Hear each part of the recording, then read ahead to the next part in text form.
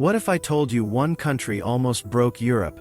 Not through war, not through politics, but through something much simpler: debt. Because in just a few years, one nation went from celebration to complete collapse.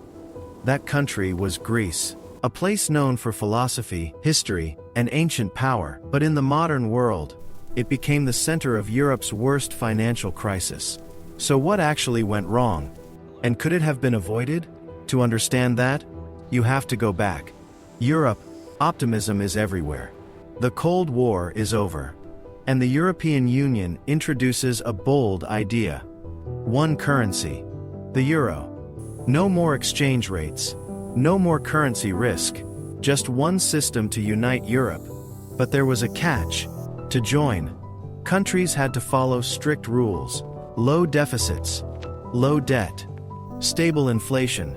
For most countries, this was difficult. For Greece, it was nearly impossible, because behind the scenes, the numbers didn't work. Government spending was out of control. Tax evasion was everywhere. And debt levels were already too high. So Greece faced a choice: fix the economy, or miss out on the euro. They chose a third option: hide the problem. Enter Wall Street, and more specifically, Goldman Sachs. They offered a solution, not to reduce debt, but to make it disappear on paper. Using complex financial instruments, Greece moved billions of debt off its books. It wasn't illegal. It was financial engineering, and it worked. In 2001, Greece joined the euro, and suddenly, everything changed. Borrowing became cheap. Very cheap. Investors trusted Greek debt. Because it was backed by the euro, money flooded in. The government spent more. Public jobs increased.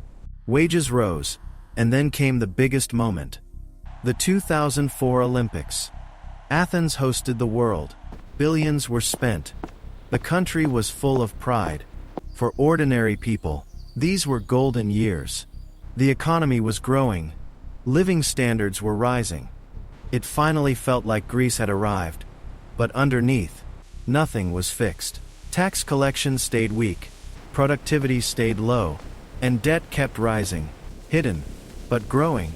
Then came 2008, the global financial crisis. Banks collapsed, credit dried up, and suddenly, everything changed. Tourism fell, shipping slowed, tax revenues dropped, and Greece needed more money, just to survive. But this time, investors started asking questions. And in 2009, the truth came out. The numbers were wrong, much worse than reported. Deficits were higher. Debt was larger, and trust disappeared overnight. Markets reacted instantly. Interest rates exploded. Borrowing became impossible. Greece was locked out. By 2010, the country was on the edge of default, and Europe had a problem. Because if Greece collapsed, it wouldn't stop there. The crisis could spread to Portugal, to Spain, to Italy.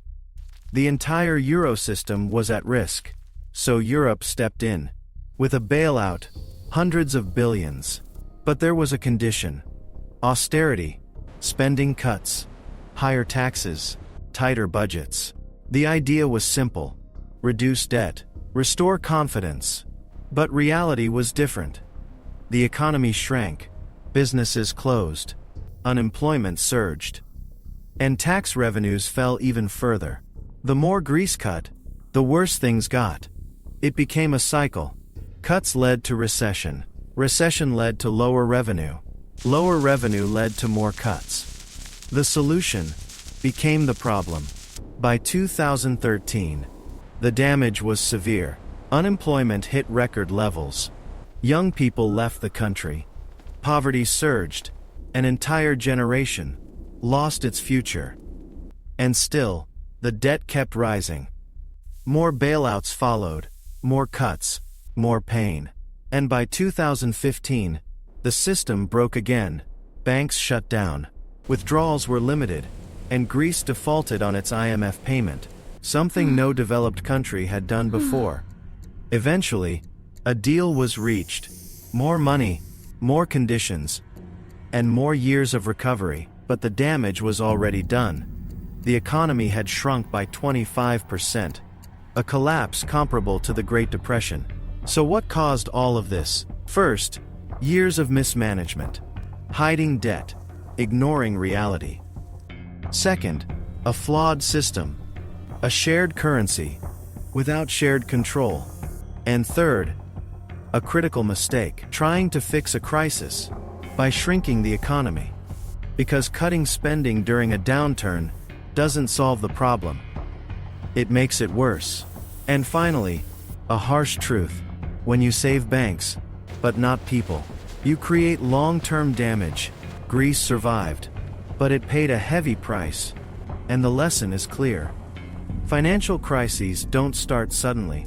They build slowly, hidden behind numbers, ignored until it's too late, because the biggest risks aren't always obvious. They're the ones hiding in plain sight. If you want to understand how economies really collapse, subscribe for more.